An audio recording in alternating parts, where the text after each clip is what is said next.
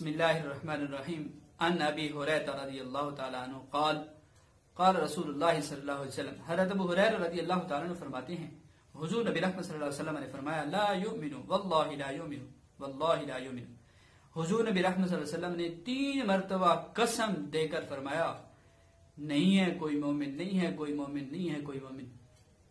3 بار آپ نے قسم ذکر فرما کر فرمایا قیل من یا رسول اللہ۔ اور یہاں یاد رکھیں مومن ایمان کی نفی سے مراد بالکل ایمان کی نفی نہیں مراد ہے، لیکن یہاں کمال ایمان کی نفی مراد ہے، کامل ایمان والا نہیں ہے، کامل ایمان والا نہیں۔ یہ 3 مرتبہ نبی صلی اللہ علیہ وسلم نے فرمایا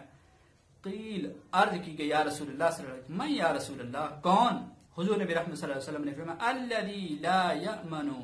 جارہ بوائقہ، اور کما قال نبی صلی اللہ علیہ وسلم، نبی صلی اللہ علیہ وسلم نے فرمایا کہ جس شخص سے اس کا پڑوسی اس کی شرارتوں سے محفوظ نہیں، وہ بندہ اللہ کی قسم کامل ایمان والا نہیں ہو سکتا۔ دوسری حدیث پاک بھی حضرت انس رضی اللہ تعالیٰ عنہ سے روایت کی جاتی ہے، فرماتے ہیں قال رسول اللہ صلی اللہ علیہ وسلم لا يدخل الجنة من لا يأمن جاره بوائقہ، وكما قال نبی صلی اللہ علیہ وسلم نے فرمایا کہ جس شخص کی شرارتوں سے اس کے پڑوسی محفوظ نہیں ہیں اس کو جنت کا داخلہ ہی نہیں ملے گا۔ تو ہمیں پھر توجہ کرنا ہوگی، ہمیں اپنی زندگی کے ایام کے اندر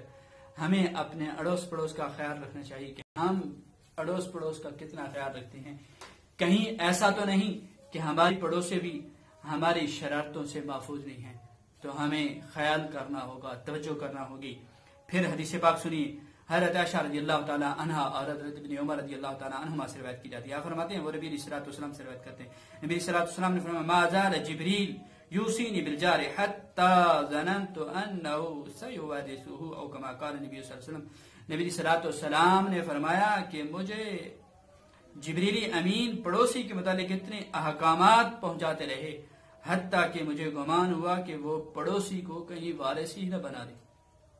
یعنی اتنی تاکید کی گئی پڑوسی کے حقوق کے بارے میں کہ نبی صلی اللہ علیہ وسلم فرماتے ہیں کہ مجھے یہ گمان ہونے لگا کہ کہیں پڑوسی کو بھی وارث نہ بنا دیا جائے۔ اور ہمارے اکابر کیا تھے، ہمارے اسلاف کیا تھے۔ حضرت عبداللہ بن مبارک رضی اللہ تعالیٰ عنہ کے متعلق آتا ہے